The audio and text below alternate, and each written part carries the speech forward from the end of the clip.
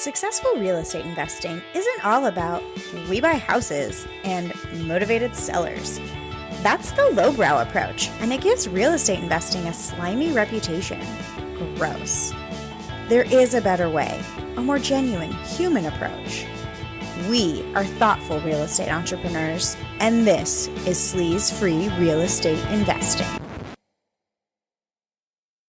This is Jeff from the Thoughtful Real Estate Entrepreneur. Welcome to episode number 1, the inaugural episode of Sleaze-Free Real Estate Investing.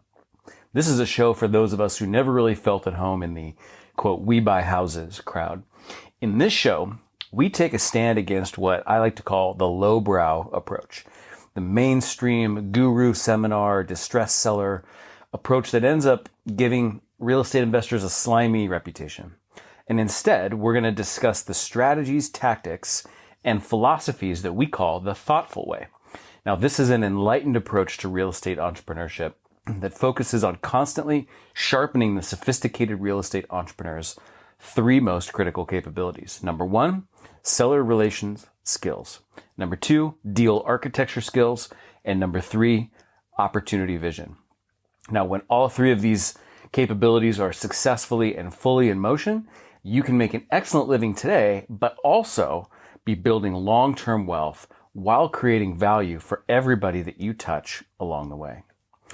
So the show notes for today's episode you can find at www.thoughtfulre.com/E1. So thoughtful RE as in thoughtful real estate, thoughtfulre.com/E1. Please do yourself and us a big favor by taking a second right now to hit the subscribe button in your podcast app as well. So I want to tell you a little bit about how we're going to do this podcast moving forward. Typically, we're going to have a couple different segments in the episode. The first one will be a segment we call Food for Thought, and that's going to be a reflection, a thoughtful reflection about something that's not tactically about real estate, but it's a more philosophical concept that ties back to our pursuit of real estate entrepreneurship. The second segment is going to be what we call the main course, and the main course is more of a practical real estate lesson or thought or story that you can take and put to work right in your business immediately. Interviews, are we going to do interviews? Maybe sometimes. I know that the interview podcast format right now is extremely popular, but at this point, we're going to be mostly focused on conveying ideas for you to be able to think differently about real estate entrepreneurship. And if an interview fits into that nicely, then fantastic. We will go ahead and do that. But today's episode is going to be a little bit different. Today's episode is an orientation. It's an orientation for you, and it's an orientation for me. I am Jeff Stevens. I am a full-time real estate entrepreneur in the Portland, Oregon market. I'm a first-time podcaster. Maybe you can tell that already, which means that this isn't going to be perfect. I haven't really spent time and energy focused and worrying about a fancy setup or fancy equipment or which mic to use or which software to use here and there. I'm more focused on the content and giving you my very, very best thoughts, ideas, suggestions, and sharing my own experiences, the things that I think are going to be as valuable to you as possible. I will always do my best, and I'm sure that we will get better as time goes on with the actual production of the podcast. So today's goal is just to give you context about me and tell you how we got to this point. How did we get to the place where it seemed like it made sense to create a podcast? So here's my story and how I got to this point where I decided to hit the record button and start telling you what I've learned along the way for you to pick up on as well. So I used to be self-employed as a marketing consultant. I had a brief stint in corporate marketing. I have an advertising degree from college. And I had a small business doing marketing and branding consulting for small businesses, actually banks and credit unions in most cases. At one point, many, many years ago, I read a book that I'm guessing that some of you have read. And if you have not, check the show notes. I've got a link to this here because this is very foundational. Rich Dad, Poor Dad by Robert Kiyosaki. And boy, did I get excited about that. I started just studying my brains out, and I went down the rabbit hole of everything related to Rich Dad, Poor Dad. I read all the other books in the series, anything that they ever published. That led me to podcasts. Podcasts led me to learning about events in the real estate investing space. And at one point, then I went to a conference in Atlanta. I took my wife, and then that conference led to a conference in Charlotte where we learned lots of little tips and tricks about all sorts of things related to real estate investing. We came home, and boy, were we fired up. So we started putting what we had learned to work, and that's when an interesting thing happened. So one thing we did right away is we started trying to find properties to buy and make offers on. And I went ahead and tied up a property that was a listed property with a real estate agent. Now, today, sure, this is not something I would really recommend doing. But at the time, I was just excited to be taking action. So I did that. And somehow the agent caught wind that my intent was to try to assign the deal or wholesale the deal for a profit. I don't think he even really knew exactly what that meant. And frankly, I was so green, I barely even knew what that meant either. But let's just say he turned out to be not happy about that. And here's how I found out that he was not happy about that.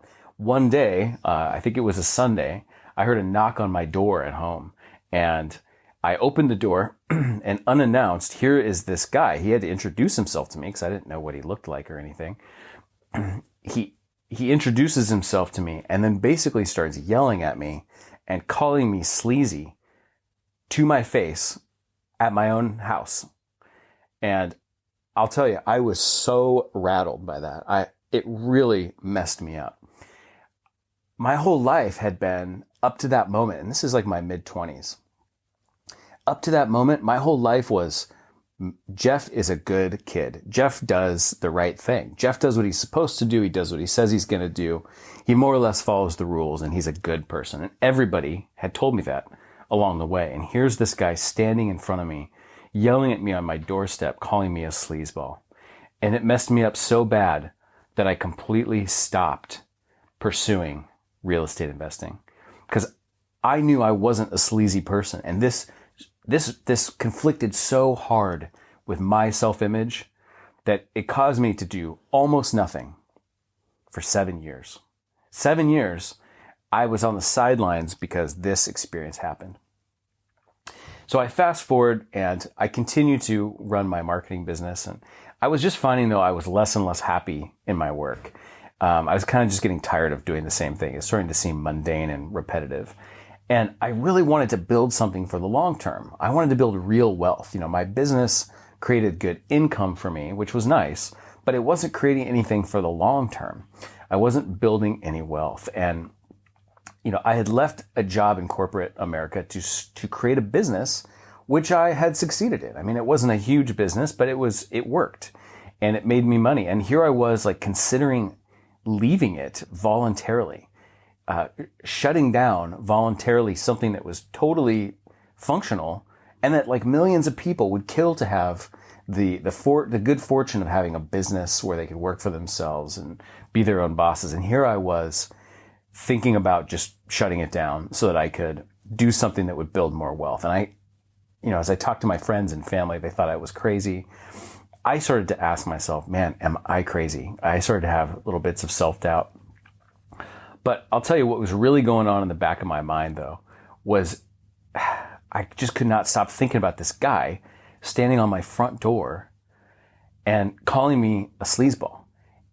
It continued to haunt me over and over again. But I was also being haunted by the idea that I knew that I wanted more in terms of building something for the long term. I wanted to build wealth, and that haunted me too.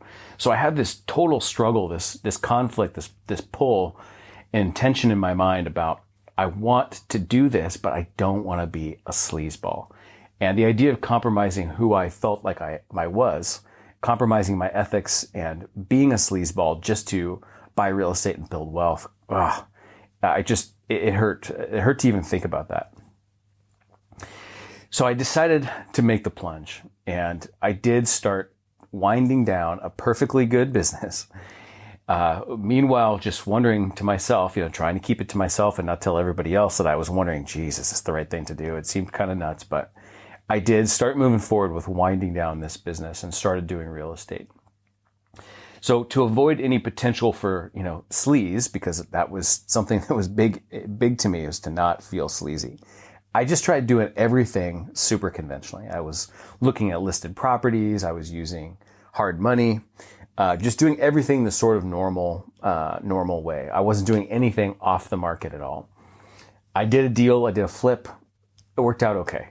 I made a little bit of money. The second flip though did not go well. I lost $25,000 on that deal, which pretty much erased the profits I had from the first one. So here I am, like 6 months later, 2 deals under my belt and a net of $0 to show for it. And especially looking back on the mistakes I made on that second flip, it was just I felt so stupid because I should have known better on a couple things. So then I tried direct marketing and I thought, okay, I don't want to go into the sleaze category here, but I need to do something that's going to generate a different type of deal that not everybody has access to by just looking at listed properties. So we started sending letters. We'd send some letters using like a website that would send the letters for you, and it would be fake yellow paper, and people would call and they'd say, Jeff, yeah, I see that you sent me this letter that's supposed to look like a legal pad and handwriting, but I can tell it's not. And that made me feel super sleazy again. I hated that. That felt so wrong. So then we just started sending letters ourselves that were typed out.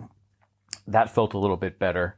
And I could tell that this was helping. I was getting more face-to-face meetings, and that was good. And I knew that I was a pretty easy to get along with guy face-to-face and pretty likable. And so when I would show up to meet with people, that tended to go well. But what I found is that I was kind of like making more friends with sellers, but I wasn't getting more deals. And I thought that was going to be the right result to getting more deals, but I wasn't really getting more deals. I was just having more nice interactions, but I wasn't making money. And I started to wonder yet again, like, geez, did I make the wrong decision here? Was I just insane quitting my business and moving to this thing that I'm not proven in and I don't even know what I'm doing? I started wondering if I should go back to doing the marketing stuff full time. And it was kind of a mess, but I kept going. And then came an interesting experience. I met a seller named Larry. I'd sent him a letter. He gave me a call back. I went to visit Larry. His house is in sort of a C+ kind of area. Not really great. It's kind of on a busier street in that C+ area. It was a fixer. But as I started to talk with him, I realized there was a potential for seller financing. And so I got super excited because I was like, this is going to be my first seller financing deal. I'm not going to have to go to a bank. I'm not going to have to go to this hard money lender. I'm going to have a low down payment. I got super fired up. I finally had a deal that was going to make sense. And we did our due diligence and found that this place was a little more of a fixer than I realized it was. And so I went back to Larry and I said, Larry, look, there's foundation problems. That was kind of the main thing. There's a foundation problem here. I've got a quote for fixing that, but I need to adjust our deal and the price based on what I found here. And he understood, but he couldn't get to the point where he was willing to take that kind of a discount for this problem. And so what I had to let the deal go. There goes the great seller financing. There goes the opportunity to make some money. And I was bummed out. I mean, it was sort of like, well, there's yet again another deal that isn't working for me, but I was bummed out. So I felt bad about myself, but I just kept moving on because I had lots of other dead-end conversations to work on at the same time. A funny thing happened, though, about 2 months later. I have some friends in my market here who have a similar business to mine, but were ahead of me in terms of their level of success in figuring out how to make it work. And they decided to offer a bus tour. So, 10 or 15 of us got in a rented van bus and they drove us around town and they showed us deals. They gave us handouts. They gave us little, basically verbal and written miniature case studies on all of these deals that they had done successfully. And the last property on the bus tour was Larry's house. And we pull up in front of Larry's house and my jaw just like hits the floorboard of the bus. And I'm like, oh my God, I couldn't make this work, but they did make it work. And not only did they make it work, they made it work so well that it's now a case study that they're telling us about. And I'm like, oh my God.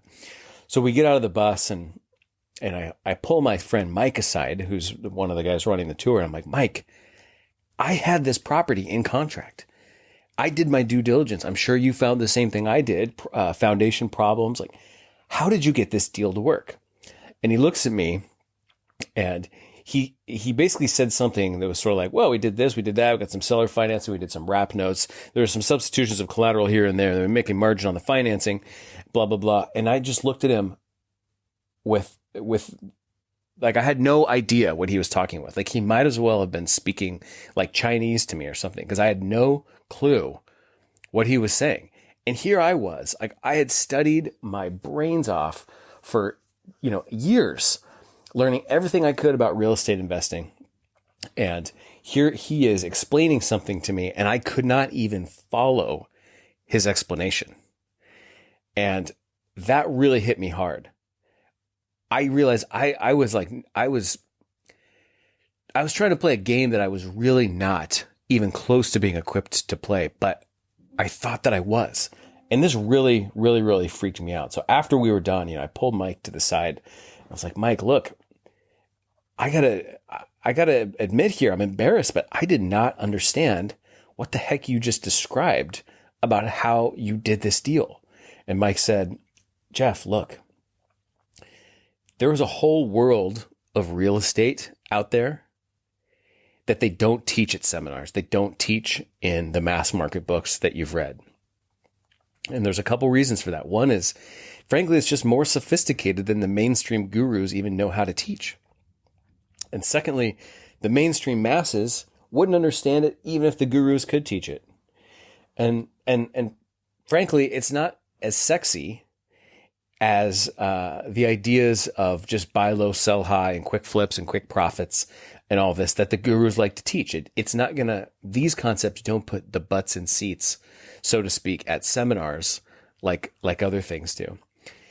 And he described this to me kind of in summary. And he's like, basically this is a more sophisticated, people-oriented approach to negotiation and a more sophisticated approach to structuring finance. And he's like, Jeff, if you are serious about being successful at this, and I think you are, if you are as successful, or if you are as serious as it seems like you are, then you need to learn this stuff.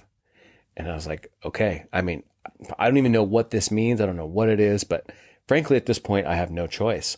I need to learn this stuff. And so Mike pointed me in the right direction. He's like, here's who to talk to. Here's how to start learning about this stuff. And he connected me with his coach. And that coach then connected me with educational materials. And again, I just went down the rabbit hole because I started learning about this. And it was so interesting to me. It was so inspiring. And I could see in my mind, how this stuff could work. So I started learning and just practicing and listening over and over and over again to this stuff. And I quickly discovered that this sort of secret, meaning just not really mainstream understood world of real estate investing, it kind of came down to three things. One was human relations, people skills, and knowing how to use those people skills to guide a conversation towards agreement, especially with sellers. Number two is about understanding the different ways of financing and how it could be structured, things that I had never even crossed my mind before. And how, if you did this a certain way, the terms of the financing that you negotiated could be just as valuable, if not more valuable, than the actual property itself. And that you could actually overpay for a property if you got the right terms, and that could make total sense. Blew my mind. And then the third thing was like the idea that there's lots of different strategies you could use for each deal, but understanding how to choose which strategy to use for each deal that would create the right mix of income today to keep the bills paid, to keep the lights on at home, and long-term wealth, that understanding how to create the right mix of those was also critical. So I'll tell you, as I learned this stuff, there was one aha moment, especially, that just absolutely blew my mind. And I thought about this, and the idea was, just consider, what if I was not actually out shopping for properties like I thought I was? What if what I was really doing was shopping for reasonable people that I could connect with? Reasonable people who own properties that I could then discuss buying from them. But what if I was looking for people first and properties second? Absolutely blew my mind. So back to reality. I was like running out of sort of runway to make this work. I was kind of running out of time. I have a very, very supportive wife, which is absolutely amazing. But this is now several months without really making any meaningful money, having voluntarily shut down a perfectly good business. And so I decided I have to go all in to make this work. So here's what I did. I decided that I had to improve my ability to turn rapport into deals.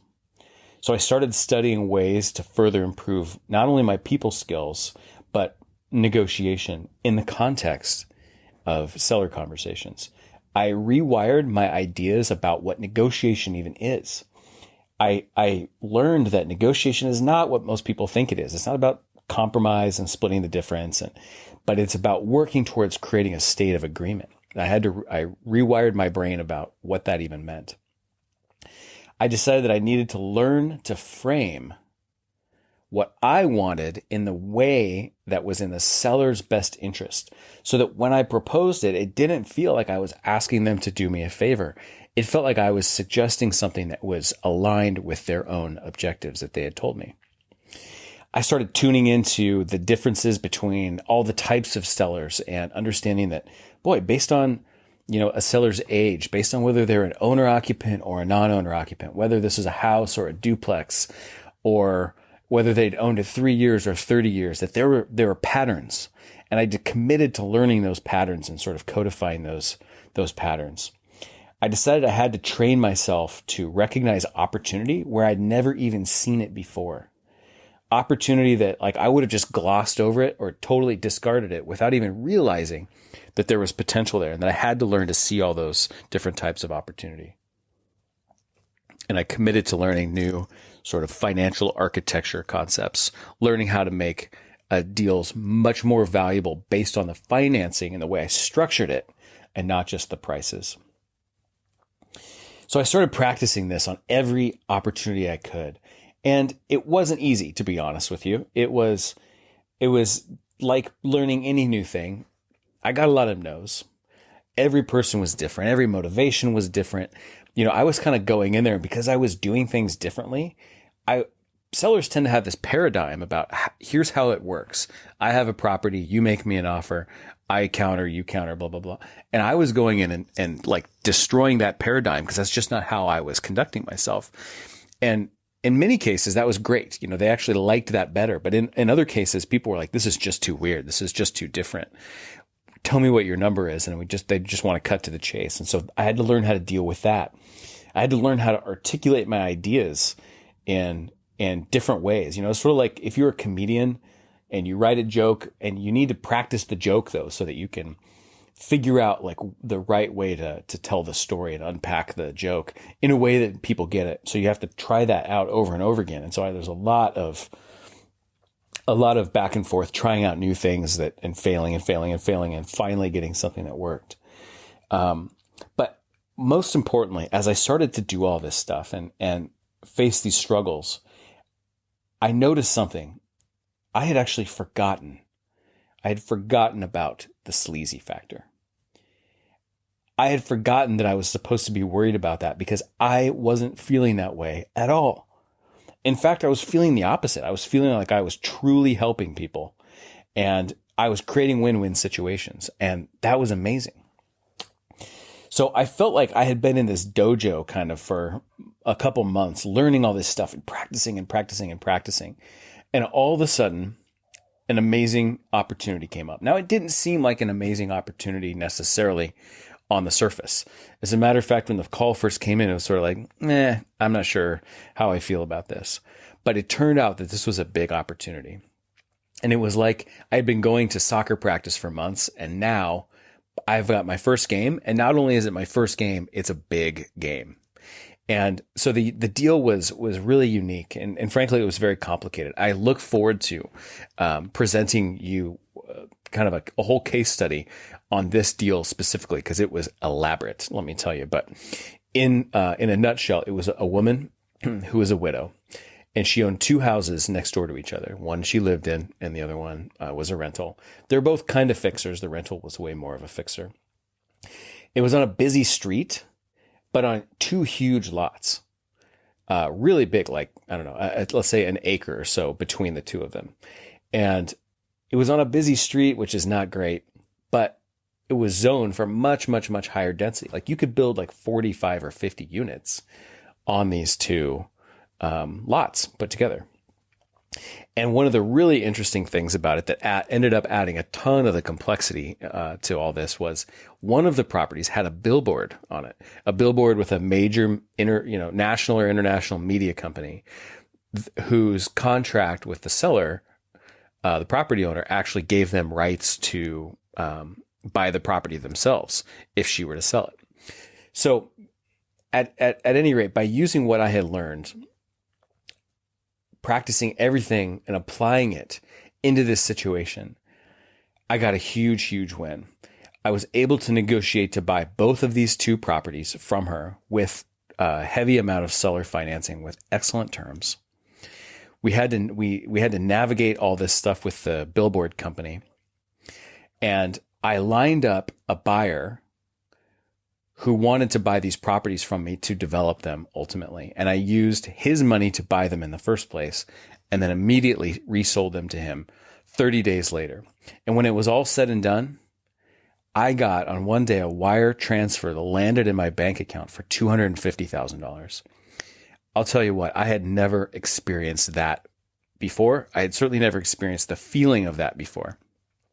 Of that $250,000, $150,000 was profit. So we bought these properties for $300,000, resold them to this guy for $450,000. And the other $100,000 of the $250,000 was a loan from the seller at 3% for 8 years. And I look forward to explaining to you guys all in the future how all of that works. But suffice it to say, when a $250,000 wire transfer hit my bank account that had like maybe $10,000 in it to begin with, that was a game changer moment in my business. But more importantly, it was a game changer moment in my life. And ever since then, I've been dedicated to continuing to hone this art, because it is an art. It is a craft, and there's no finish line in terms of just reaching a point where, hey, I've got it nailed. I don't have to keep working on it anymore. It is a lifetime pursuit, and I've been dedicated to continuing to do that, and now to showing other people how to do it too. So what was really cool for me was that I overcame my fear of being sleazy. I actually completely forgot about it because I was so engrossed in doing what I was doing, and I knew that I was helping people. And I found a way to be successful in a way that felt authentic to me. And I can't overstate how important that was. It felt authentic to me, and it was aligned with my self-image, and I didn't feel sleazy at all. And I saw that I was really helping people, and I was creating value for them, and that felt fantastic. I started to see myself in a much bigger light. I used to kind of just see myself as like a single family kind of guy. He buys houses, maybe a duplex here or there. But now I see myself in such a bigger way. I've become like a much more confident person. I can sit down in the living room of somebody who wants to sell me their $2 million apartment building and not freak out about that, and actually be comfortable with that conversation. So I've just experienced a lot of kind of personal growth in that as well. I've always felt like my calling was to be a champion of the idea of defining and designing the life that you want to have, and not just following the normal societal American process of go to school, get a job, get benefits, retire, but to chart your own course and design the life that you want, and then build that life using the tools of entrepreneurship, personal finance, and real estate. But up until just recently, I never really felt like I was authentically living that. But now I am, and I'm so excited to be able to share this kind of stuff with you guys. So the end result of all this for me is that This is a whole school of thought and philosophy that I feel like I've cultivated now by synthesizing all this stuff that I've learned. And it's what I call thoughtful real estate entrepreneurship. And the way that we play the thoughtful real estate entrepreneurship game is by what I call the living room game. And so we'll talk so much more about that in upcoming episodes. But let me just tell you that 5 years ago, I was on that bus tour and I had that moment of like, what the heck? I can't believe that I don't understand what's going on here. I thought I had studied everything there was to study. But 5 years later, I have 5x'd my own net worth. And as weird as it sounds, kind of as sort of lowbrow as it feels to me to sort of kiss and tell, so to speak, about finances, it's literally created millions of dollars of net worth and equity for me. I now have a portfolio of great, excellent, long-term hold real estate that I'm super proud of. Honestly, that portfolio just crossed the $10 million mark this week, as a matter of fact. I have happy sellers, and I have happy sellers who've become the beneficiaries of promissory notes. So I'm paying them via seller financing every month, and we have excellent relationships. I feel like they're friends, and when we get together, it's warm. And I really love that because that feels authentic to me. I have a full-time team of 3 other people plus myself, and we're doing deals now in single family, multifamily, commercial properties. And we almost never buy properties through agents and only sometimes even work with banks. So we're just doing things face to face with real people. And that's really cool. So let me bring this back to you real quick to put a bow on this. This journey that I just sort of described to you has been one of me finding my voice, finding my own way of doing things that is both successful and effective, but feels authentic to me. And that is what this podcast is about. This podcast is about helping you find your own voice, because I'm guessing if you are listening to this, you feel like you haven't quite hit yet on the magic formula that is getting you the results you want and that feels true to who you are. And my goal here is to give you new ideas, new perspectives, and things that will help you go on your own journey to find that exact voice for you. Because when that clicks, when you find that voice and you see that it's not only working, it's getting you deals, it's making you money, and it feels good, that is an amazing thing. And I want that click for you because I know how it felt for me. So, in closing, guys, before we wrap up today, just a few important quick notes. One thing is that we've created a free PDF guide that you can download, and it's just for the listeners here of Sleaze-Free Real Estate Investing. It's called 5 Critical Mistakes That Make Most Real Estate Investors Accidentally Lowbrow. So if you'd like instant access to that PDF guide, just head over to pod.thoughtfulre.com. Pod, P-O-D as in podcast, pod.thoughtfulre.com. So thank you for listening to Sleaze-Free Real Estate Investing. On the next episode, we're going to be discussing the difference between real estate investing and real estate entrepreneurship, which is an important distinction to me. Again, please do yourself and do us a big favor by hitting the subscribe button in your podcast app. And that way you'll know when the second that the next episode is released. Reminder, you can grab the show notes, including links and all sorts of things for this episode at www.thoughtfulre.com/E1. Until next time, this is Jeff from the Thoughtful Real Estate Entrepreneur signing off. Thanks for listening to Sleaze-Free Real Estate Investing. Remember, solve the person to unlock the deal and solve the financing to unlock the profits.